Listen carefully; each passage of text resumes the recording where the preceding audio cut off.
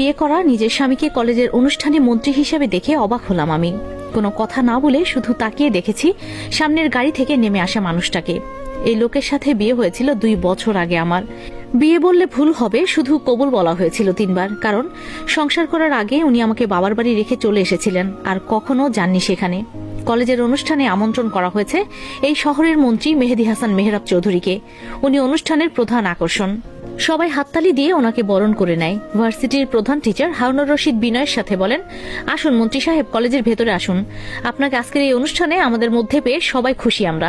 আপনি এসেছেন কলেজে, এটাই কলেজের সবার সৌভাগ্যের বিষয়।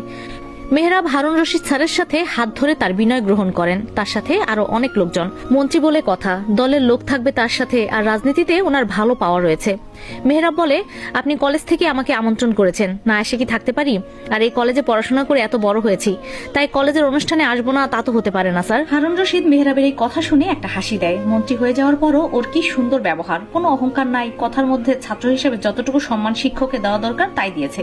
হারুন রশিদ বলে, মেহরাব তুমি এই কলেজের অনুষ্ঠানে অবশ্যই আসবে। সত্যি আজকে তোমার এই সাফল্য দেখে শিক্ষক হিসাবে আমি গর্ববোধ করি। এসো, কলেজের ভেতরে এসো। মেহরাব স্যারের কথা শুনে কলেজের ভেতরে ঢুকে আসে, কিন্তু সে কি জানে তাকে দেখে একজনের চোখ দিয়ে অঝরে পানি পড়ছে।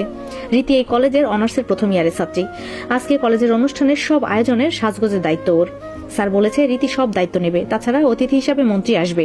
কিন্তু যখন গাড়ি থেকে নামতে মেহরাবকে দেখে তখন অবাক হয়। মেহরাব গাড়ি থেকে নামলে সবাই মন্ত্রী এসেছে বলতে থাকে, কিন্তু রীতি হাততালি দেবে কি? সে তো সম্পূর্ণ বাকরুদ্ধ হয়ে গেছে, কারণ বিয়ের আগে পাত্র হিসেবে যার ছবি দেখেছিল উনি সেই মেহরাব।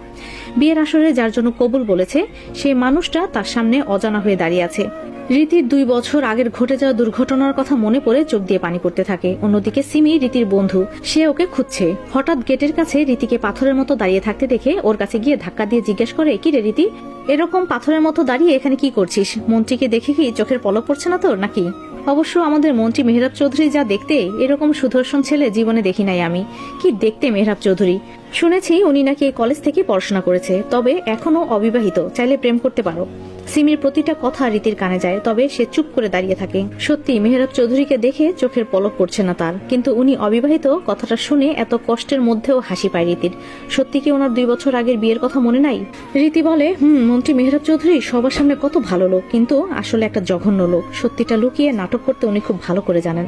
খুব ভালো অভিনেতা উনি, তবে কারো জীবন নষ্ট করে দিয়ে। রীতির কোনো কথাই সিমির মাথায় ঢোকে না যেন। কে বলেছে মেহরাব চৌধুরী ভালো লোক না? সবাই তাকে কত ভালো জানে, তাই কারো জীবন নষ্ট করবে উনি? সেটা হতেই পারে না। সিমি বলে, মন্ত্রী মেহরাব চৌধুরী যথেষ্ট ভালো মানুষ, উনি অনেক ভালো নেতা, সেটা সবাই জানে। তাই পুরো শহরে ওনাকে বিপুল ভোটে পাশ করিয়েছে, তাই উনি অভিনয় করতে কেন যাবেন? আর ওনার মতো